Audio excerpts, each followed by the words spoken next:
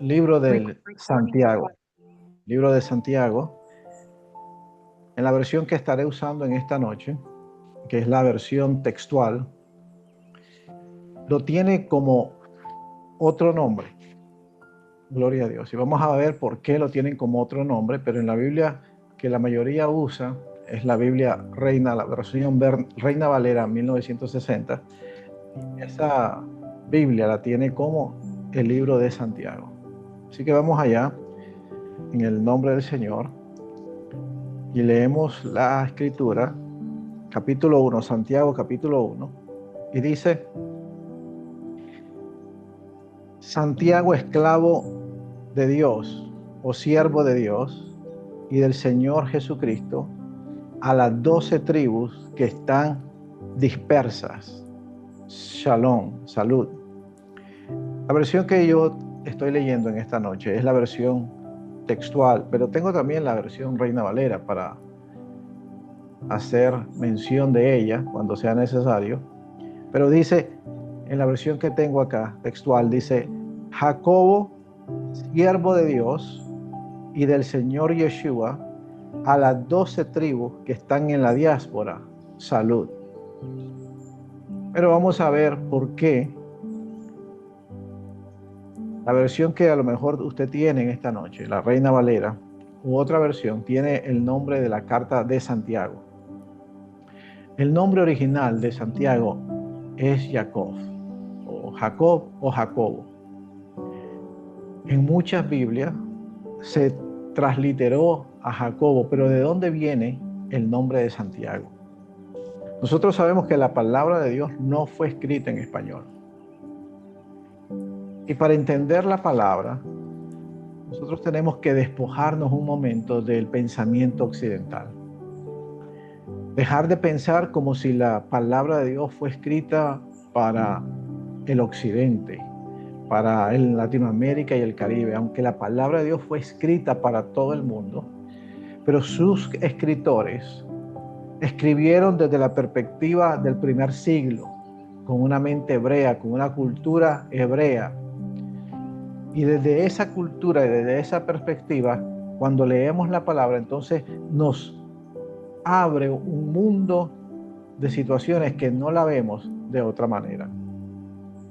Entonces, la palabra, la mayoría del Antiguo Testamento, lo que conocemos como el Antiguo Testamento, fue escrito en hebreo. Y la gran mayoría del Nuevo Testamento, lo que conocemos como el Nuevo Testamento, que en hebreo es el Brit Hadashah, fue escrito en arameo y en griego. Y después fue siendo traducido a los diferentes idiomas.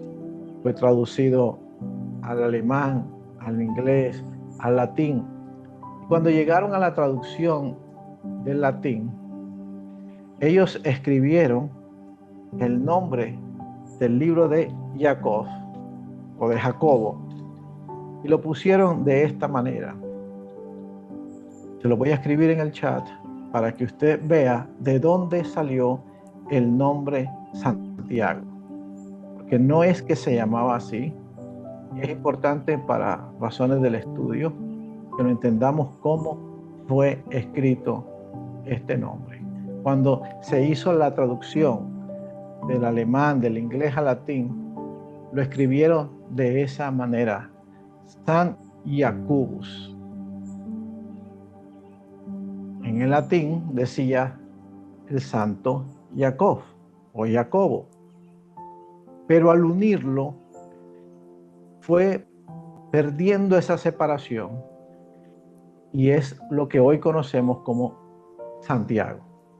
Pero en realidad nunca fue Santiago. Su nombre original es Jacobo o Jacob, bendito Dios. Y es importante que nosotros entendamos eso para que, como conocedores y estudiantes de la palabra, podamos saber de dónde vino el nombre que nosotros tenemos en la mayoría de las Biblias traducido como Santiago. Pero el nombre original es Jacob. ¿Y quién era Jacob? Jacob no era parte de los 12 discípulos del Señor. No era parte de los 12 discípulos originales del Señor. Cuando Él escogió a aquellos hombres, cuando Él escogió a sus discípulos, Él escogió a Pedro, a Juan, a Andrés, a Felipe. Pero ahí no se encontraba Jacobo, o lo que conocemos como Santiago. Él no se encontraba ahí. Él estaba en la película, Él estaba en sus medios, pero no estaba en los 12. ¿Y por qué no estaba en los 12? Primero, tenemos que saber que este Jacobo no era cualquier personaje. Él era o fue hermano carnal del Señor Jesús. Y aunque la tradición popular niega que la madre carnalmente de Jesús en la tierra, María, o mejor dicho, Miriam, tuvo más hijos, la verdad es que sí, que tuvo más hijos. El primogénito fue Jesús, fue Yeshua. Él fue el primogénito. Pero después de haber nacido el Señor Jesús, María o Miriam, ella estuvo bajo un matrimonio. Y si nosotros conocemos algo del primer siglo, si no conocemos algo de la cultura hebrea, para los hebreos era una tremenda bendición tener muchos hijos. Hasta el día de hoy, cuando usted mira una comunidad hebrea o conocida como una comunidad judía, es muy raro ver que un judío tenga solo un niño o un par de niños.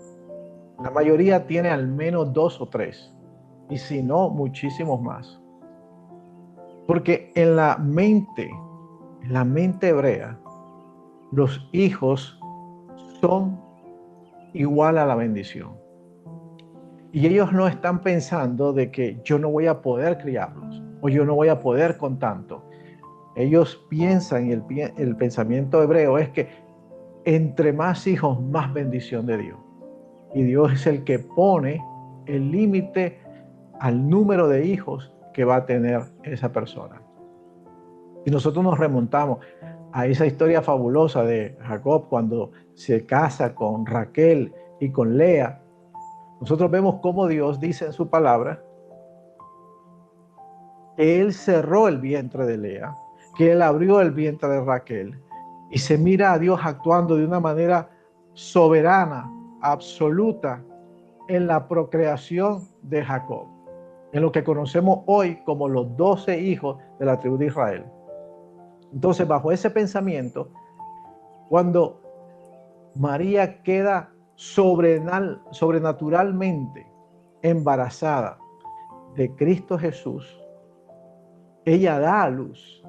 Y si nosotros nos recordamos del Evangelio, José o Joseph, su esposo, él la quería abandonar, porque él pensaba que como esta mujer con la que es mi prometida, que me voy a casar, va a salir encinta a esta hora. ¿Y dónde va a quedar mi reputación? ¿Y dónde voy a quedar yo como padre? Es por eso que el Espíritu de Dios interviene y le habla en un sueño y le dice que lo que carga María o Miriam es de Dios. Y le comienza a dar toda la historia que usted ya conoce. Y él decide no abandonar a su esposa, él decide no abandonar a Miriam o a María, pero él tiene un anhelo en su corazón, y su corazón es tener hijos. Vaya conmigo al libro de Juan, capítulo 7, verso 5. Libro del Evangelio según San Juan, capítulo 7, versículo 5.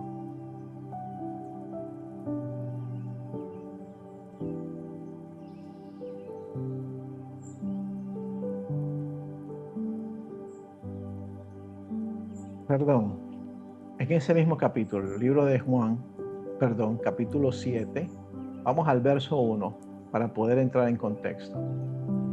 Dice, después de estas cosas, leyendo en la versión Reina Valera estoy ahora. Después de estas cosas, andaba Jesús en Galilea, pues no quería andar en Judea. ¿Por qué? Porque los judíos procuraban matarle. Estaba cerca la fiesta de los tabernáculos y le dijeron sus hermanos, sal de aquí y vete a Judea para que tus discípulos vean las obras que haces. Porque ninguno que procura darse a conocer hace algo en secreto. Si estas cosas haces, manifiéstate al mundo, porque ni aún sus hermanos creían en él. Aquí, muy explícitamente, hablando que Jesús estaba en Galilea y no quería ir a Judea, porque procuraban matarlo. ¿Y qué le dijeron sus hermanos carnales? Vete de aquí para que tus discípulos y los demás vean las obras que tú haces. Pero el verso 5 dice, porque ni aún sus hermanos creían en él. Nosotros vamos a ver el trasfondo de los hermanos de Jesús, Santiago y Jacobo. Él era uno de los hermanos carnales de Yeshua, el cual no creyó en él, sino hasta después de su resurrección. Y que la palabra de Dios, cuando nosotros comenzamos a estudiarla, nos deja ver estas cositas. Y ponémonos a pensar un momento. Podemos decir nosotros hoy mismo, qué bendición que Jesús hubiera nacido en mi familia. Qué bendición que Jesús hubiera sido el hijo mayor entre mis hermanos. Seguramente yo correría tras él. Y podemos decir todos así. Podemos ver las obras que él hace. Podemos ver cómo se él maneja. Podemos ver cómo él habla. Podemos ver su testimonio intachable. Porque si hay algo que dice la palabra, que Jesús crecía en favor y gracia delante de Dios y delante de los hombres. Y se crecía en favor y gracia delante de Dios y delante de los hombres. ¿Usted cree que Jesús, Yeshua, siendo el Mesías, el Hijo de Dios encarnado, usted cree que va a tener un mal testimonio, un mal comportamiento dentro de su casa? Yo creo que no.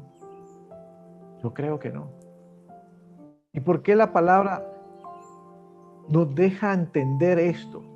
Nos deja ver que aún entre los hermanos carnales del Señor, aún entre el núcleo familiar que tenía Jesús cercano, no le creían. No le creían.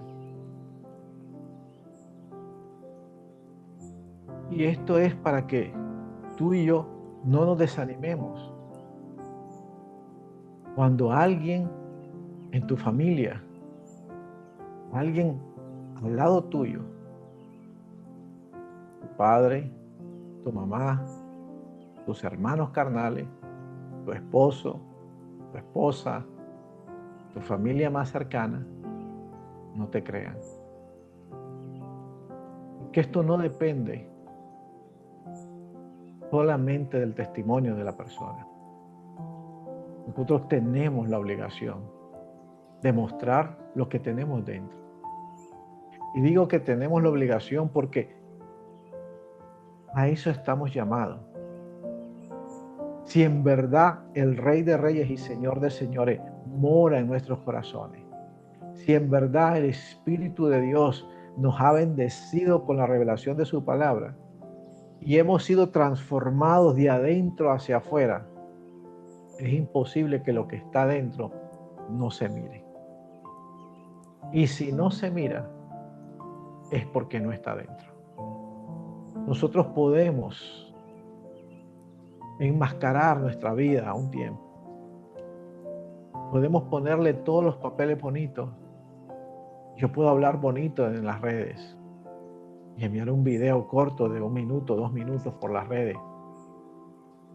Pero los que viven conmigo se darán cuenta que si en verdad hay algo de Dios en mi corazón. Y muchas personas lo verán.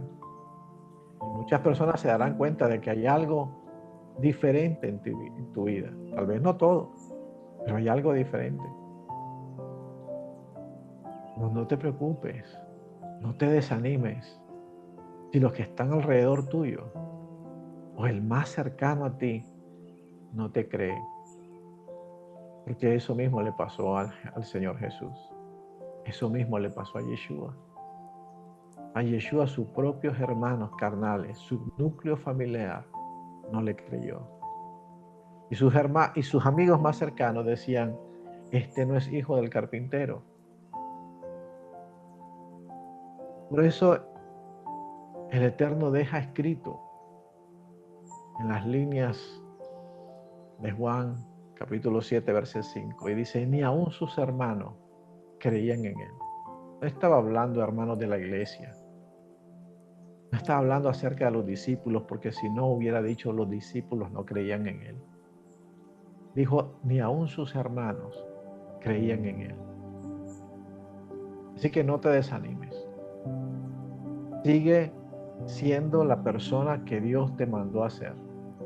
Sigue siendo la persona que Dios ha hecho esa transformación en tu vida. Aunque tu núcleo familiar todavía no crea en ti. No crea a la fe que profesas y crea a lo que tú estás viviendo. Si en verdad lo estás viviendo. Porque muchas veces no nos creen porque nuestro testimonio deja mucho que decir. Porque hay de las dos cosas. Hay personas que pueden hacer todo y hay personas que no te van a creer porque tu testimonio y mi testimonio es indeseable. Pero hay otros que tú puedes hacer todo lo mejor y así no te van a creer. Una, porque simplemente no quieren hacerlo. Y dos, a lo mejor el Eterno todavía no les ha abierto el entendimiento para que ellos vean. Y muchas veces en medio de esa prueba, en medio de esa dificultad, Dios está probando tu fe. Si tú vives por lo que miran los demás o si tú vives por lo que Él ha impregnado en tu vida. Bendito sea el Señor. Y Santiago o Jacobo, vamos a hablarle de Jacobo por efecto de estudio. Y Jacobo no creyó en Él. Y fue arrestado el Señor Jesús. Y fue crucificado, fue sepultado y al tercer día resucita. Y dice que por 40 días Él se le apareció a los discípulos y se le apareció a sus hermanos. Y ahí ellos creyeron.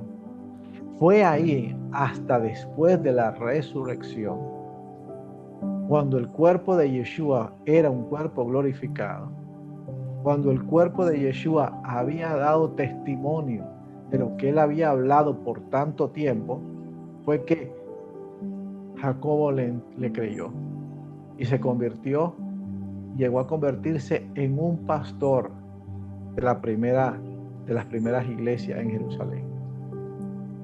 Fue conocido como un apóstol, como un enviado, el apóstol Jacobo, o lo conocemos hoy como el apóstol Santiago.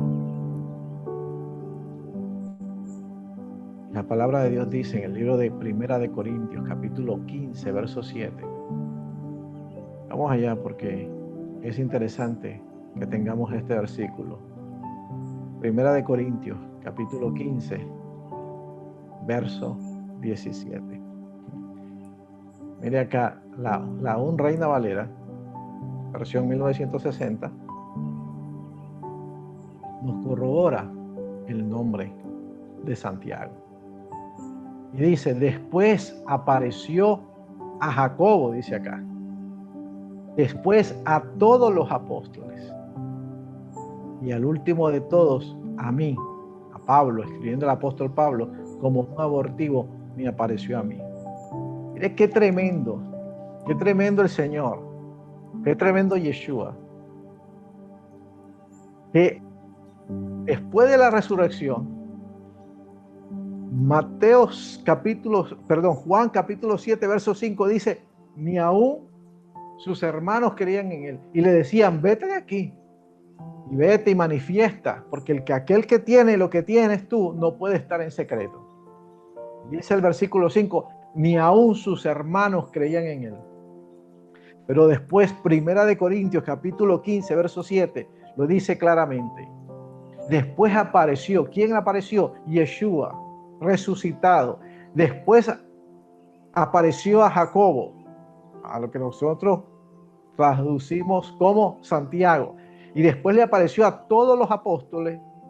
Y de último me apareció a mí como un abortivo, dice el apóstol San Pablo. Sí. Si nosotros seguimos creyendo y haciendo lo que Dios nos mandó a hacer, si nosotros seguimos perseverantes en nuestra fe, en su tiempo, Él dará el resultado. Y todo lo que tú has hablado, todo lo que has vivido, tu familia, tus seres queridos, se tendrán que dar cuenta de que era verdad. Y es tan verdad que aunque las personas no acepten 100%, cuando hay un problema, el que llaman para que oren es a ti. Cuando están en medio de una reunión, al que le piden la oración es a ti. Porque hay algo que cargas, hay algo que portas, hay algo que reflejas. Y Yeshua se le apareció. Y Jacobo entendió que él era el Hijo de Dios. Que había tenido la oportunidad de compartir momentos espectaculares al lado de su hermano.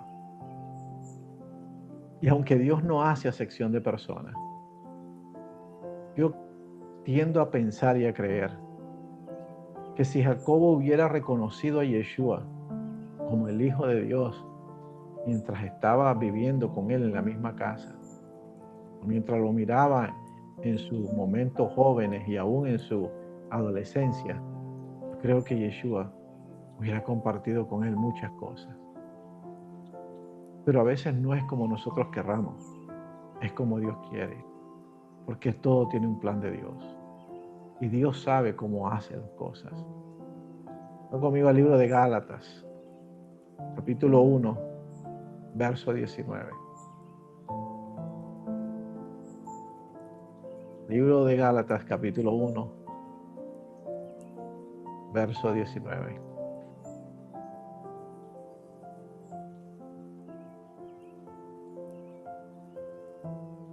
Vamos al verso 18.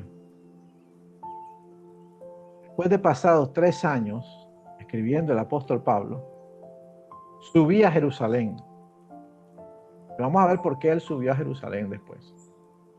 Subí a Jerusalén para ver a Pedro y permanecí con él 15 días. ¿Quién está escribiendo? Está escribiendo el apóstol Pablo, aquel que fue perseguidor de la iglesia, aquel que fue perseguidor de los primeros creyentes en el Mesías desde la perspectiva judeocristiana. Pasaron 3 años y subió a Jerusalén. ¿Quién? El apóstol Pablo, Saulo de Tarso. Y subió a Jerusalén para ver a Pedro. ¿Quién? El apóstol Pedro, Kefa. Y permanecí con él 15 días, verso 19. Pero no vi a ningún otro de los apóstoles, sino ¿a quién? A Jacobo, hermano del Señor. Es que el apóstol Pablo aquí en esta carta refuta toda aquella tradición de que Jesús no tuvo más hermanos. Y note usted, cuando usted le digan que Miriam o María, la madre terrenal de Jesús, tuvo más hijos, usted como estudiante de la palabra, usted le va a decir, discúlpeme, pero la palabra me enseña algo diferente. El libro de Juan, capítulo 7, verso 5, dice que aún ni sus hermanos creían en él. Después le puede llevar usted a Primera de Corintios, capítulo 15, verso 7, donde él dice que se le aparece a Jacobo. Y en esta carta de Gálatas, capítulo 1, verso 19, escribiendo el apóstol Pablo, dice que no vio a ningún otro discípulo o apóstol, sino a Jacobo, hermano del Señor. Lo dice claramente. Entonces tengamos en cuenta que habían pasado 3 años. ¿3 años en qué? En una persecución terrible. En una persecución que tuvieron los religiosos judíos de la sinagoga judía en ese tiempo en contra del Señor Yeshua y los que habían creído en él. Aquellos que estaban en el aposento alto, aquellos que eran como alrededor de 120 y estaban en Jerusalén, estaban reunidos en Jerusalén. Si usted no me cree, lea Hechos capítulo 1, lee Hechos capítulo 2. Dice que habían como alrededor de 120 personas que se mantenían unánimes, juntos, en armonía, esperando lo que el Señor Yeshua le había dicho antes de ser ascendido a los cielos. Y dijo, no se muevan de Jerusalén, sino hasta que haya venido sobre vosotros el Espíritu Santo de Dios, hasta que haya venido el Ruach HaKodesh, el aliento divino sobre ustedes. Y me seréis testigos en Jerusalén, en Judea, en Samaria y hasta en los confines de la tierra. Él les dio una orden a que se mantuvieran en Jerusalén. Y como ya se le había aparecido a Jacobo, eran 12 discípulos originalmente, pero él dice que se le apareció a sus 12, se le apareció a sus hermanos y a demás personas. Y ya no eran 12, ya eran alrededor de 120, incluyendo a María o Miriam, la madre de Jesús, que estaba reunida en ese aposento alto, esperando la investidura del Espíritu Santo. Aunque ellos no sabían lo que iban a recibir, ellos sabían que iban a esperar algo, que él ha dicho que no se movieran de Jerusalén hasta que recibieran la promesa. Ellos estaban ahí unánimes. Y entre esos 120 estaba Jacobo, o Santiago, el hermano del Señor. Y fue lleno del poder de Dios. Fue lleno de la investidura del Espíritu Santo de Dios. Y dice el capítulo 2 del libro de Hechos, que comenzaron a llenarse y comenzaron a hablar en nuevas lenguas, según el Espíritu les daba que hablase. Comenzaron a hacer milagros y prodigios. Y Pedro predicó y dice que el primer mensaje se convirtieron 3,000 personas y en el segundo mensaje como 5,000 personas. Y el grupo de aquellos comenzó a crecer de una manera exponencial. Pero así como creció el poder en ellos, así también creció la persecución. Y hoy vamos a entrarnos al libro de Jacobo, o como lo conocemos como Santiago, desde una perspectiva hebrea, usando la fe práctica, la sabiduría y la obediencia de su palabra para entender qué es lo que nos está escribiendo el apóstol Jacobo, el hermano de Jesús, a través del Espíritu Santo para hoy nosotros, creyentes en el Señor, participantes de una comunidad de fe y tratando de crecer en el conocimiento de su palabra.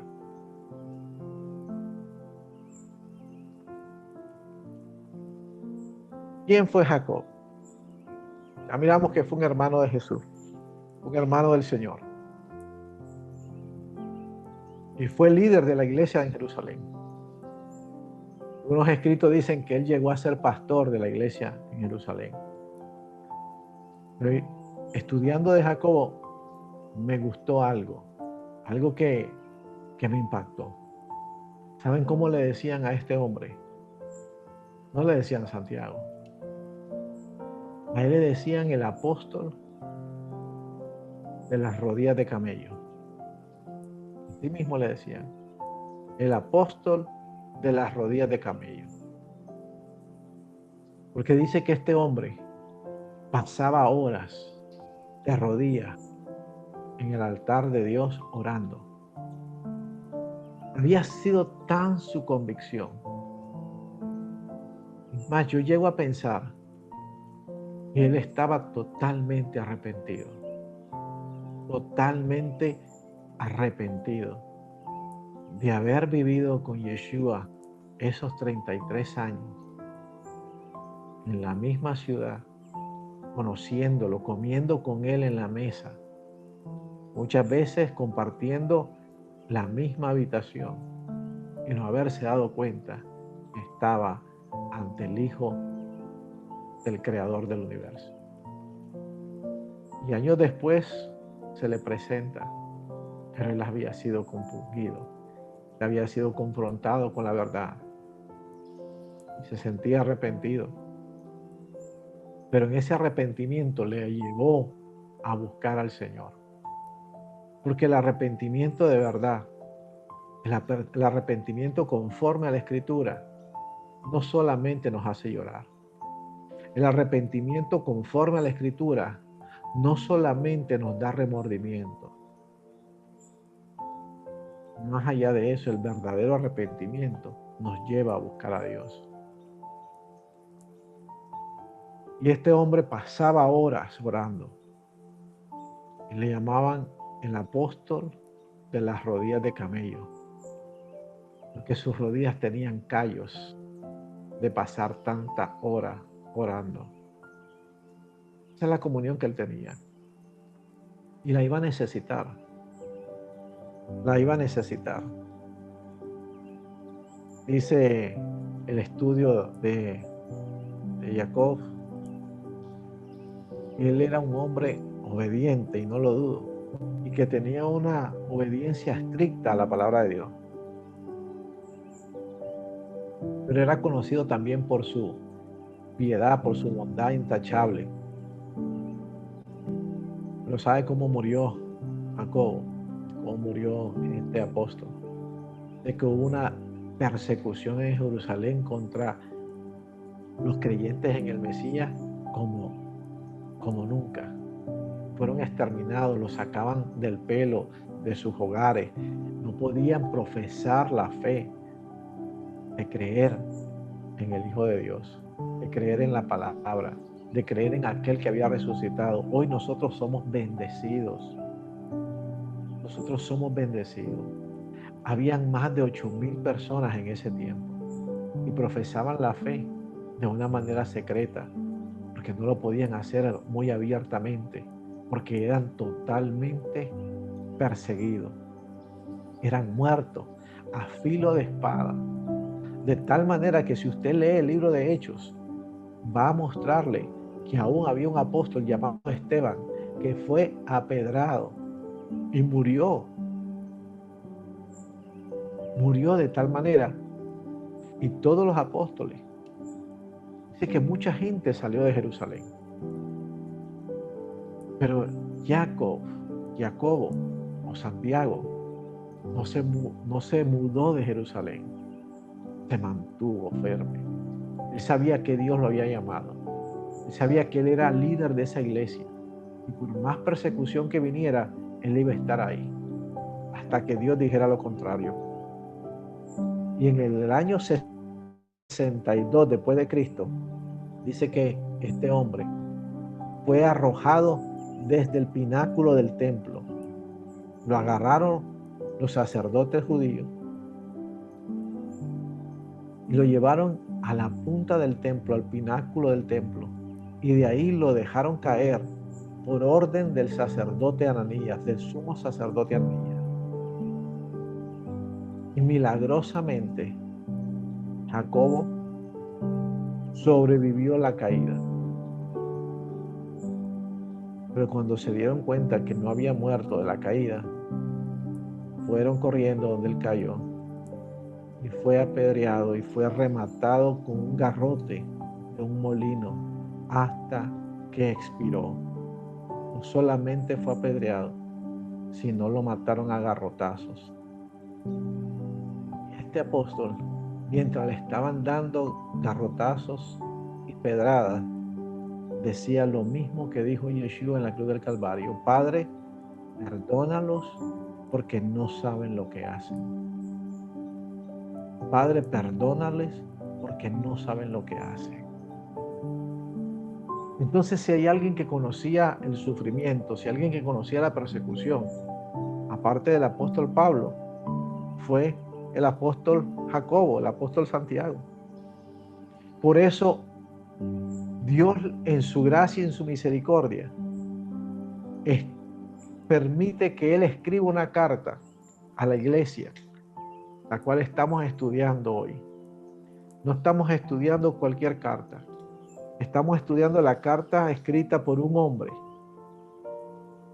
que su piedad fue intachable, y aún en el momento más duro de su vida, cuando injustamente estaba siendo muerto, le pide al Padre misericordia por aquellos que le están apedreando y garroteando. Un hombre que no salió huyendo a pesar de la persecución, sino que se mantuvo firme en el lugar donde Dios lo llamó, donde Dios lo sembró, donde Dios le dio la asignación. Y es por eso que él, inspirado por el Espíritu Santo y con toda la autoridad del cielo y moral que tenía, escribe esta carta y dice así. Jacobo capítulo 1, verso 1. Yo, Jacobo, siervo de Dios y del Señor Jesús, a las 12 tribus que están dispersas. ¿Por qué él habla de 12 tribus que están dispersas? Y quiero llevar su atención porque es importante que nosotros escudriñemos la palabra. Porque cuando nosotros no escudriñamos la palabra, estamos expuestos a toda clase de mentiras. Estamos expuestos a toda artimaña del diablo, más conocida como el engaño. Y hoy en día, uno de los enemigos más grandes de la fe no es la mentira. Uno de los enemigos más grandes de la fe en el día de hoy es el engaño. Y lo he enseñado varias veces. El engaño es aquello que se disfraza de mitad verdad y mitad mentira. Porque las mentiras a veces son fáciles de coger, pero el engaño es muy difícil porque lleva cierta verdad en él.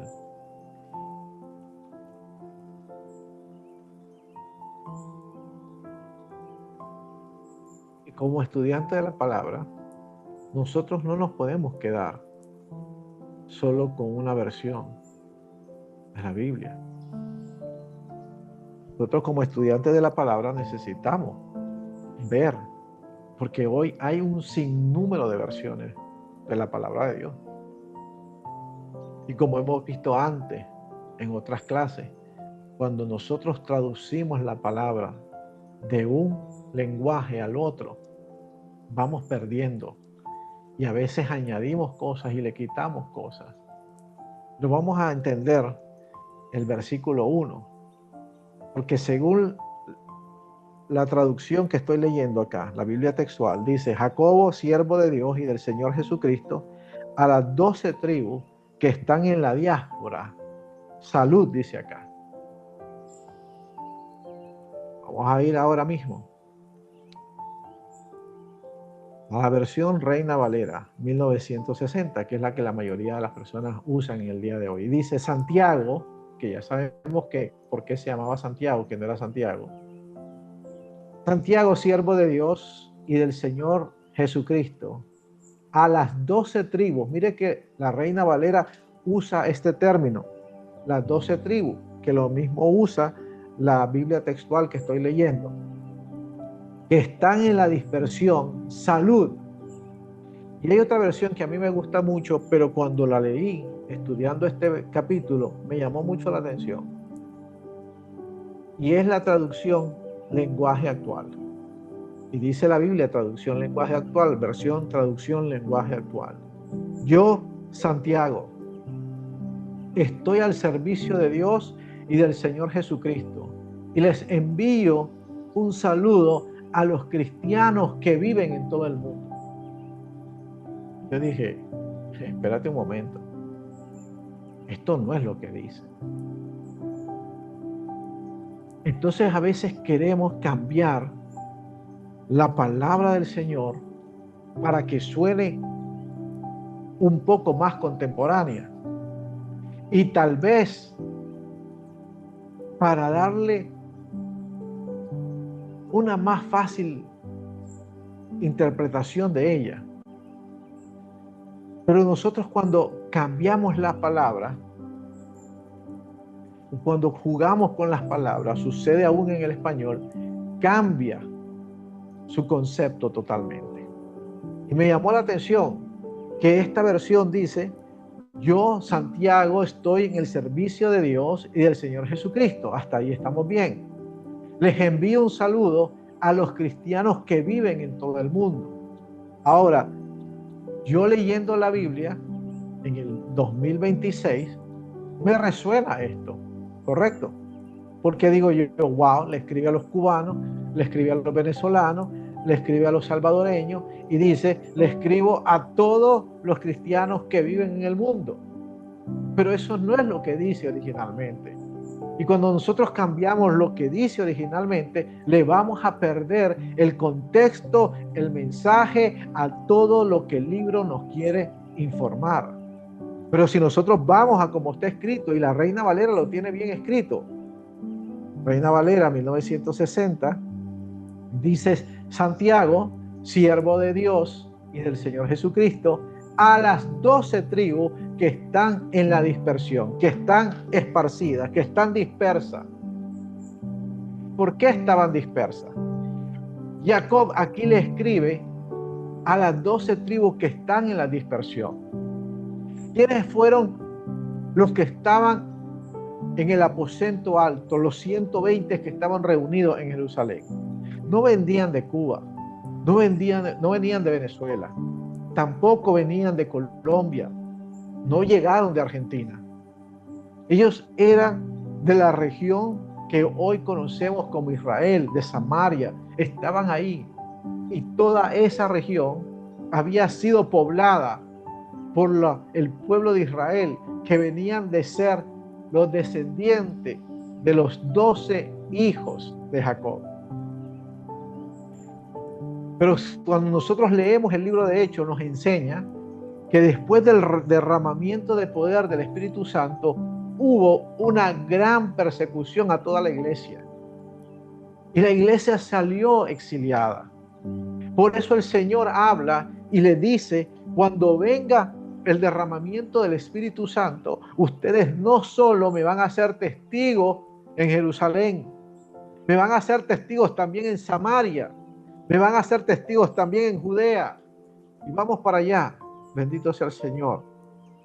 Libro de Hechos, capítulo 2.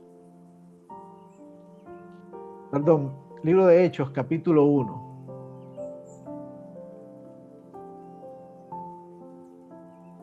Libro de Hechos, capítulo 1.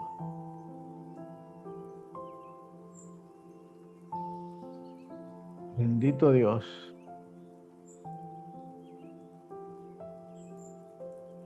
Verso 1.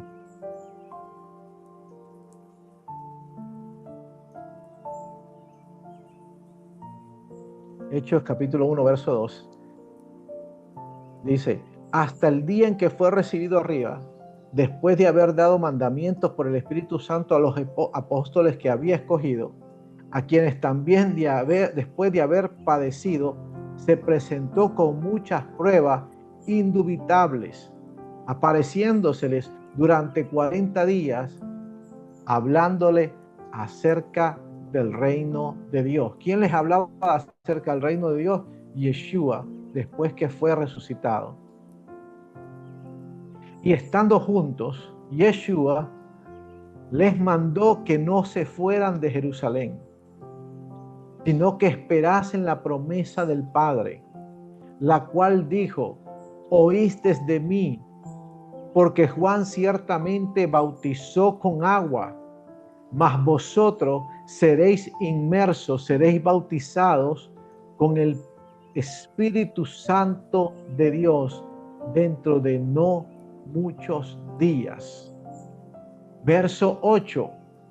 Pero recibiréis dunamis, recibiréis poder, cuando haya venido sobre vosotros el Espíritu Santo y me seréis testigos en Jerusalén, donde los mandó que no se moviesen hasta que viniera la promesa del Padre, y me seréis testigos en Jerusalén, en toda Judea, en toda la región de Judea, en toda Samaria y hasta en lo último de la tierra. Y habiendo dicho estas cosas, viéndolo ellos, fue alzado y le recibió una nube que le ocultó de sus ojos. Dios les habló en profecía a través de Yeshua y le dijo: ustedes me van a ser testigos en Judea, en Samaria y hasta en los confines de la tierra. Dios siempre habla. Dios siempre está hablando. El libro de Isaías dice: aquel que creó la boca no hablará. Dios siempre está hablando. Y muchas veces Dios nos da palabras a través de la Biblia. Muchas veces Dios nos da una instrucción a través de un sueño. Y muchas veces Dios nos da una instrucción a través de una palabra profética. Y nosotros la tomamos. Y muchas veces nosotros le damos el cumplimiento conforme a nuestra experiencia, conforme a nuestro conocimiento, conforme a nuestra verdad. Y muchas veces llevamos a cumplimiento en nuestra mente la palabra de Dios. Y a lo mejor no era por ahí donde iban los tiros. Yeshua le dijo: ustedes me van a ser testigos en Jerusalén, en Samaria y hasta en los confines de la tierra. Y ellos lo aceptaron y se fueron a Jerusalén y estuvieron ahí unánime hasta que recibieron la investidura del poder del Ruach HaKodesh. Pero luego que fueron llenos del poder y comenzaron a hacer milagros, comenzó una gran persecución. De tal manera que el apóstol Pablo, el que escribe la mayoría del Nuevo Testamento, era uno de los perseguidores.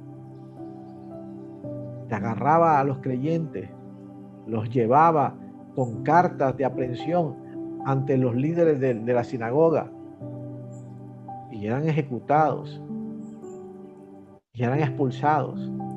Y muchos de ellos sintieron la necesidad del exilio.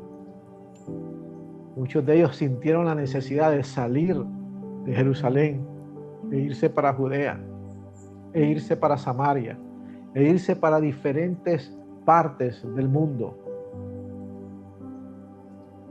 Y se cumplió así la palabra del Señor. Cuando leemos Hechos capítulo 2, pensamos que una vez que eran llenos del poder, iban a decir: sí, ¿sabes qué? Yo voy a ir a predicar a Samaria. Oh, no, ¿sabes qué? Yo voy a ir a predicar a Judea. Y en muchas ocasiones fue así. Pero en muchas ocasiones la palabra de Dios se cumplió tras una gran persecución.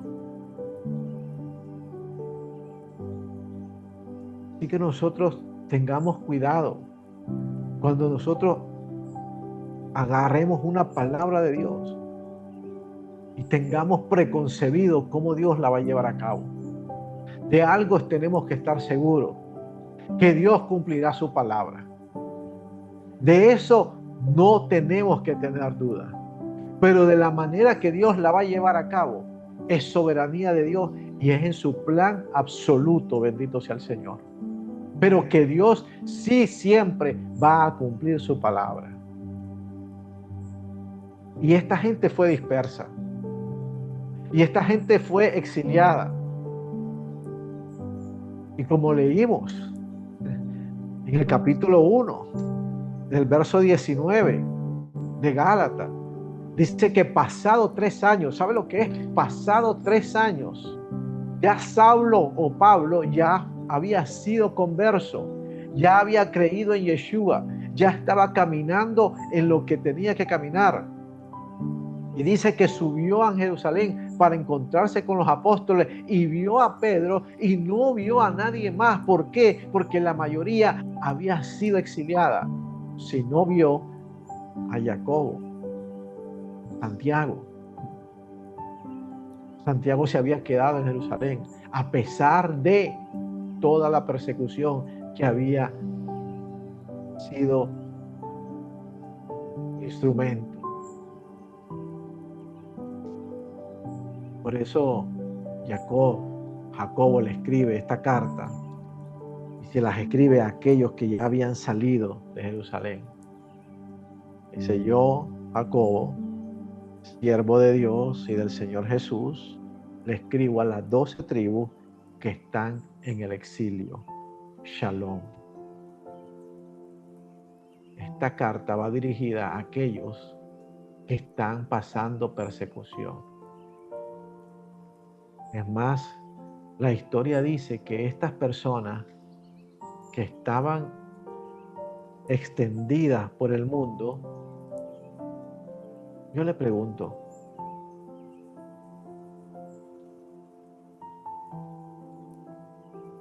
en el día de hoy, muchos de los que estamos en esta nación, en la nación americana, Estados Unidos de Norteamérica, está entretejida por inmigrantes. Cuando uno se viene de sus países, usualmente, viene con una maleta nada más y con la esperanza de una vida nueva. Yo no sé ustedes, pero yo le puedo hablar de mis comienzos en esta nación. Llegué con una maleta. Llegué porque Dios me permitió llegar. Cuando uno llega de inmigrante a una nación, uno le toca de todo. Y le toca trabajar en muchas cosas. Muchas veces dejaste la comodidad de tu hogar. Muchas veces dejaste tu propio cuarto, tu propia habitación. Y viniste a compartir cuarto con alguien. Viniste a compartir gastos con alguien que allá en tu casa no lo hacía.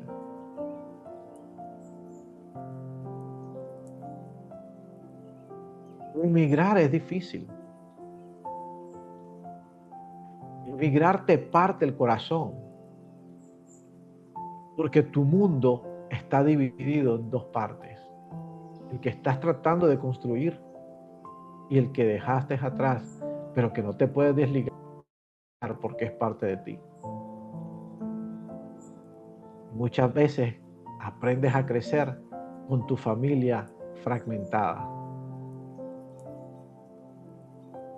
Y esta gente, pueblo de Dios, que había creído en el Señor, fueron exiliados y estaban pasando vicisitudes, estaban pasando necesidades, estaban pasando problemas económicos, estaban pasando problemas existenciales, estaban viviendo como si fueran ilegales en un país, porque no podían serse manifiestos como tú y yo podemos ser manifiestos en esta tarde o en este día, donde nosotros a través de las redes sociales podemos transmitir el mensaje, podemos hablar de nuestra fe, podemos testificar de las maravillas que Dios ha hecho en nuestra vida. Pero en ese tiempo y en el tiempo de hoy, en países como en África, en países como el Mediano Oriente, donde expresar la fe en el Señor te cuesta la vida. Los otros días miraba en las noticias una muchachita de 16 años en Kenia, lleva 3 años secuestrada por radicales islámicos por no negar el nombre del Señor Jesús. Una niña de 16 años, 3 años ha sido secuestrada y no la sueltan. Y usted dirá, ¿pero qué no va la policía? Porque es un país islámico extremista. Y están las organizaciones internacionales abogando por ella, Hay una iglesia orando por ella, pero lleva 3 años secuestrada. Y la única condición que le han puesto a esa niña para salir en libertad es negar al Señor Jesús. Y lo más interesante del caso de esta niña, que ella nunca ha leído la palabra. Ella solo leyó una hoja, un capítulo, no me recuerdo exactamente cuál capítulo fue, pero leyó una hoja de la Biblia, una hoja, un capítulo. Quedó locamente enamorada de Jesús. ¿Cuántas páginas de la Biblia has leído tú? ¿Cuántos capítulos hemos leído tú y yo? Nos quejamos y a veces dejamos de creer. No estamos preparados para una persecución espiritual. No estamos preparados. Pero ¿sabes para qué estamos preparados? Estamos preparados para ser bendecidos. Estamos preparados para ser prosperados. Estamos preparados para ser los emprendedores del reino. Pero no estamos preparados para leer una carta que escribe Jacobo, que tiene la autoridad moral del sufrimiento, porque fue graduado de la Universidad del Sufrimiento, de la Universidad de Esperar en Dios, tanto que sus rodillas tenían callos y le decían rodillas de camello, porque esperar en Dios no es fácil. Esperar en Dios no es fácil.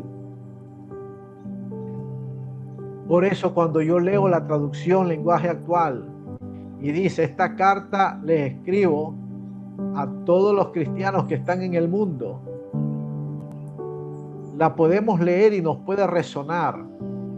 Pero cuando nosotros vamos al meollo del asunto, cuando nosotros vamos al contexto, no, esta carta no es para todos los cristianos. Es para todos los cristianos que la podamos estudiar y la podamos comprender. Pero específicamente fue escrita para aquellos que están pasando el Niágara en bicicleta. Porque si tú eres un cristiano del lado occidental, que tienes todas tus cuentas pagadas, que tienes plata en el banco, que tu salud está intacta, que estás debajo de tu techo con tu familia, que estás debajo, entonces esta carta la vamos a pasar desapercibida en su contexto original. Pero esta carta alude más a aquellos hombres y mujeres que están creyendo en el Señor y no han visto nada aún. Aquellos hombres y mujeres que están creyendo y esperando en Dios, esperando la promesa divina de la redención final. No esperando un cheque en el correo. No esperando que el esposo aparezca o que la esposa aparezca. No esperando que la lista de peticiones que tenemos cuando oramos al Señor sea cumplida una por una. No es esperando aquel carro rojo de 4 llantas, de color azul marino, de los asientos morados. No es a esos creyentes.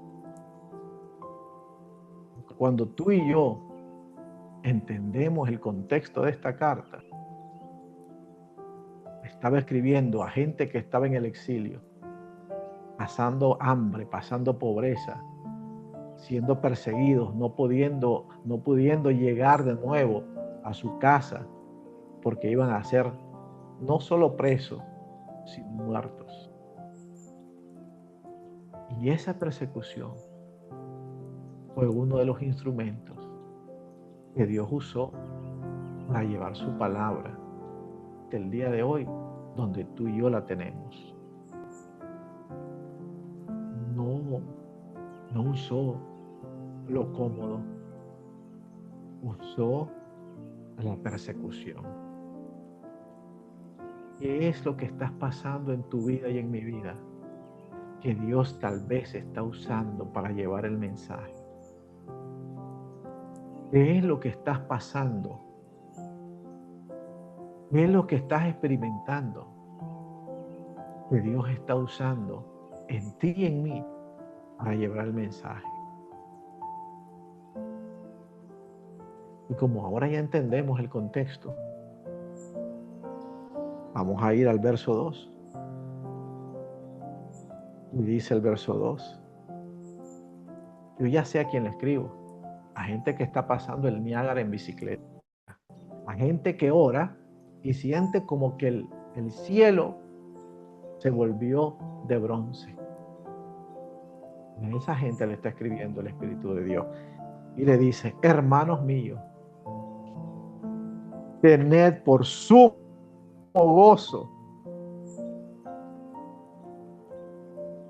cuando os veáis envueltos en diversas pruebas, sabiendo que la prueba de vuestra fe produce paciencia. Mire qué tremendo. Este apóstol, Jacobo, el apóstol Jacob, le escribe a gente que está en problema y no le dice, yo te voy a dar la solución y vas a escribir estas palabras y vas a hacer esta oración o vas a hacer esto y esto se te va a ir. No. Él escribe a gente que está pasando el Niágara en bicicleta y le dice, hermanos míos, eso es lo que están pasando, les tiene que dar alegría. Tienen que gozarse en eso. Cuando halléis en diversas pruebas. Reina Valera dice, hermanos míos, tened por sumo gozo cuando os halléis en diversas pruebas, sabiendo que la prueba de vuestra fe produce paciencia.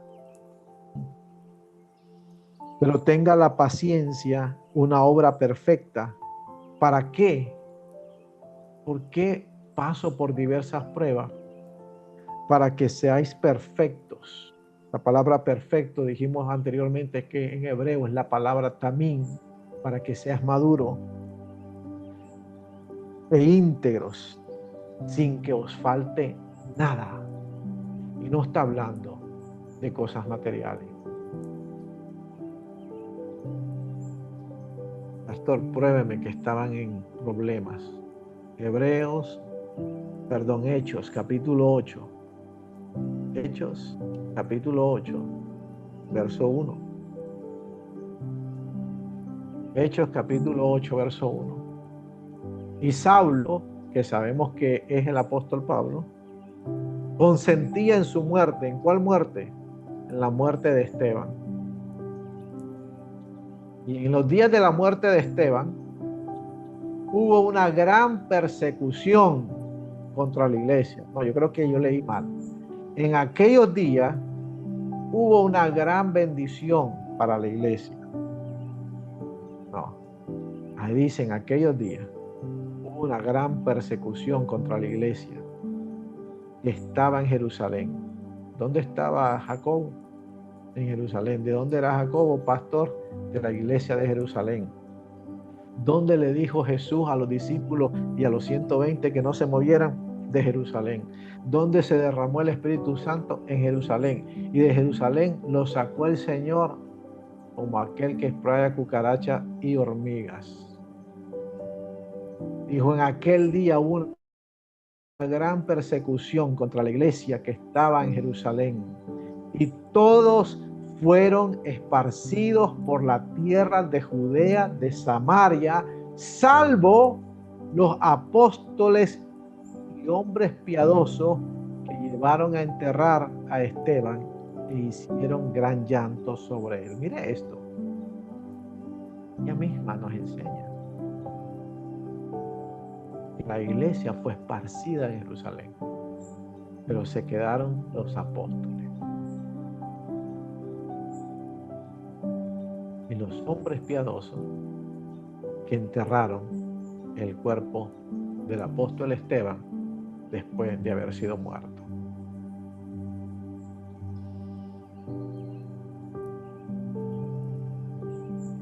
Por eso dice, Santiago comienza a escribir que nos encontremos por sumo gozo cuando nos hallemos en diversas pruebas. Yo te pregunto, en estos días, en estos meses, ¿has sentido que tu vida ha estado por prueba o llevas unos años en prueba? No sé. La palabra de Dios dice que tenemos que tener gozo. Y la palabra gozo no es estar sonrientes todo el tiempo, porque eso es alegría. La alegría es un momento. La alegría es un momento. Yo me alegro cuando me dan una sorpresa. Yo me alegro cuando me dan un regalo. Yo me alegro cuando hay una petición contestada. Yo me alegro. Me alegro cuando me llevan a un lugar que no conozco. Voy a un lugar por primera vez y me gusta, me alegro. Pero el gozo, ¿qué es el gozo? El gozo es un sentimiento profundo de placer y de felicidad. Una sensación de complacencia que se experimenta al recordar o esperar algo positivo. Eso es gozo. El Señor no te va a pedir que te alegres en la prueba, porque nadie se alegra en la prueba. Pero sí el Señor nos pide gozo. Una cosa es pedir alegría y otra cosa es pedir gozo. Dios no te va a pedir algo que tú no puedes dar. Perdiste algo muy amado.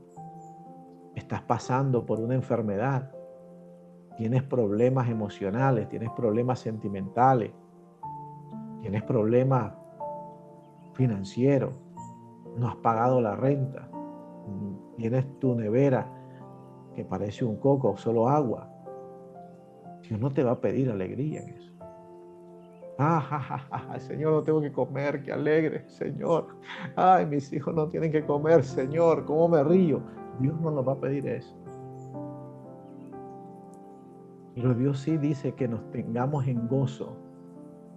Y gozo es como la sensación, experimentar el poseer, el recordar y esperar algo positivo. Por eso Jacob dice, tened sumo gozo cuando os veáis envueltos en diversas pruebas. ¿Por qué voy a tener gozo? La respuesta la da el versículo 3. Dice, porque sabes que esta prueba que estás pasando, este pegón que lleva años, esta mala racha que lleva meses, esta mala situación física que lleva un tiempo, está produciendo paciencia. Pero tenga la paciencia, una obra perfecta, para que seas tenido por perfecto e íntegro. En la mentalidad hebrea hay una palabra muy hermosa, pero compleja, y que nosotros con una mente occidental la llegamos a confundir. Y es la palabra fe. La palabra fe no es creer. Es creer, pero con una fidelidad activa y una confianza en medio de la crisis. Eso es emuná. Eso es fe.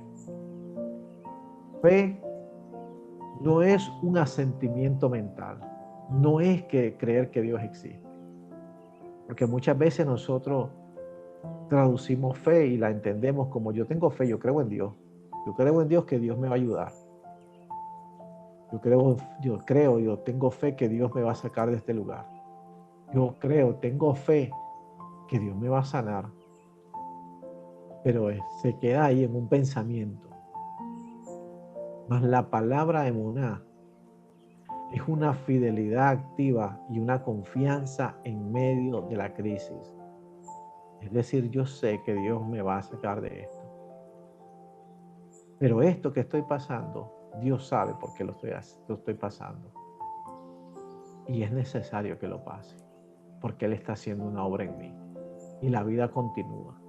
Y aunque no le encontramos el sentido, ni el pie, ni la cabeza de la situación, tenés emuná, tenés fe en Dios. Y esto que estás pasando, obra para bien. Y a que Dios nada le toma por sorpresa. Y que Dios tiene ya todos tus días contados. No significa que te vas a quedar en una hamaca a esperar que todo pase. Porque la fe, y más adelante lo vamos a ver, tiene que ver con hacer. Y Dios te encuentra en el haciendo. Pero dice,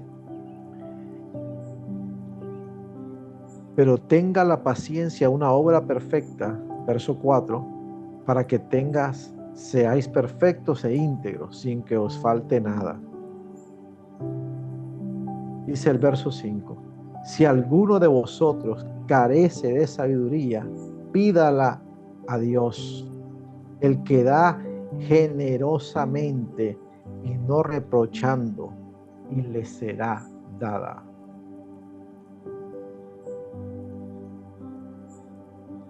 Vamos a ver la Reina Valera qué dice. Jacobo, capítulo 1, verso 5. O Santiago, capítulo 1, verso 5.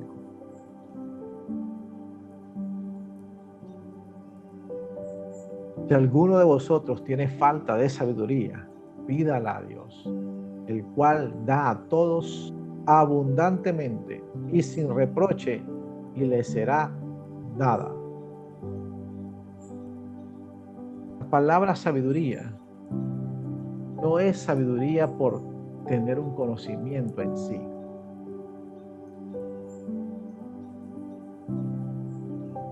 La palabra sabiduría acá,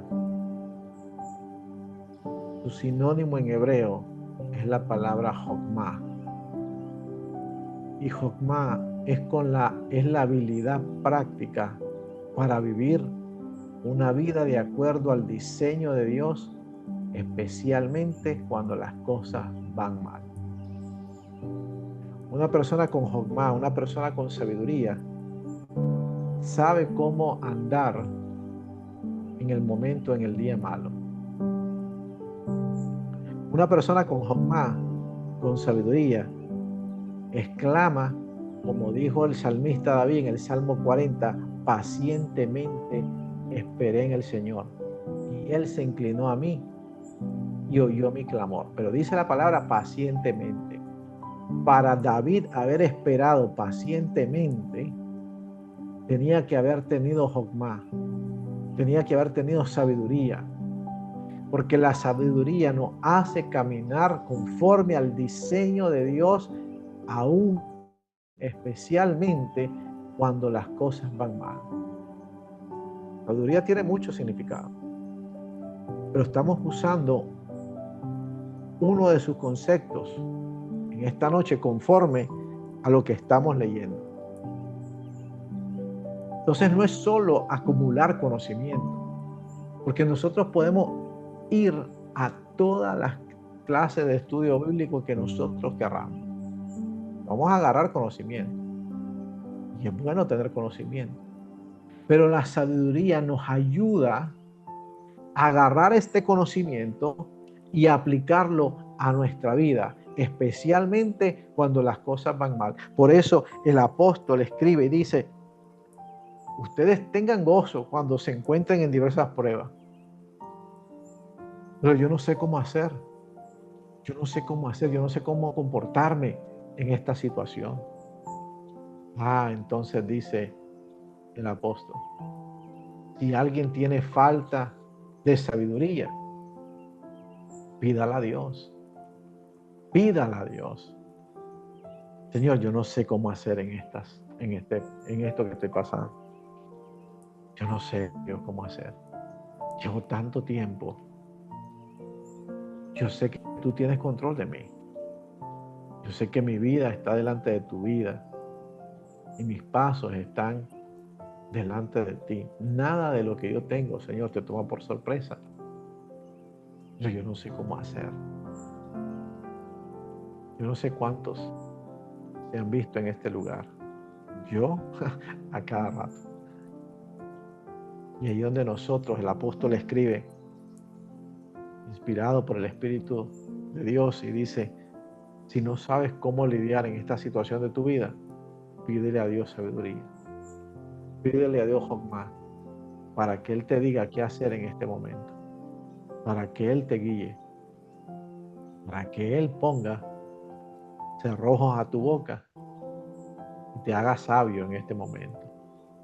Porque muchas veces en los momentos difíciles, en los momentos más duros, es donde nosotros cometemos los errores por falta de sabiduría.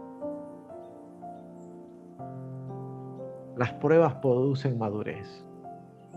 Es imposible ser un cristiano o un creyente de fe maduro sin pruebas. Es imposible. Hoy queremos vivir una fe light, una fe como la Coca-Cola y el anuncio gratis, cero, cero azúcar. No, la fe se vive con todo. Y algo que tiene la fe es pruebas, momentos difíciles, momentos donde te vas a sentir que no avanzas, momentos donde te vas a sentir entre la espada y la pared. Pero es ahí donde las pruebas producen la madurez necesaria que nosotros necesitamos. Dios no solo te llamó para salvarte y para darte vida eterna. Dios nos llamó para hacernos hombres maduros en la fe. Hombres y mujeres maduros en la fe. Y el perseverar, la perseverancia forma el carácter. Por eso la palabra nos exhorta y nos dice que las personas que tomen un liderazgo en la iglesia no pueden ser cualquier neófito. No porque no puedan, no porque no puedan hablar, no porque no puedan enseñar. No, usted puede eso y más. Es que la perseverancia forma el carácter.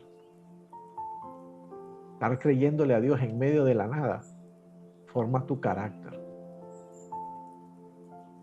Y si tenemos falta de sabiduría, si tenemos falta de Jokmah, pidámosla a Dios. Y Él nos dará la fe para poder confiar. Y ahí donde se casa la emuná y el bitajón. Emuná y bitajón son palabras en hebrea, una para fe y otra para confianza. Esa fe activa, esa fe de confianza en medio de la crisis, pero también la confianza, el bitajón, de que sé, a Dios nada le toma por sorpresa. Y que mis días están delante de Dios. Están delante de Dios. Bendito sea el Señor. Que en esta noche, aquí vamos a dejar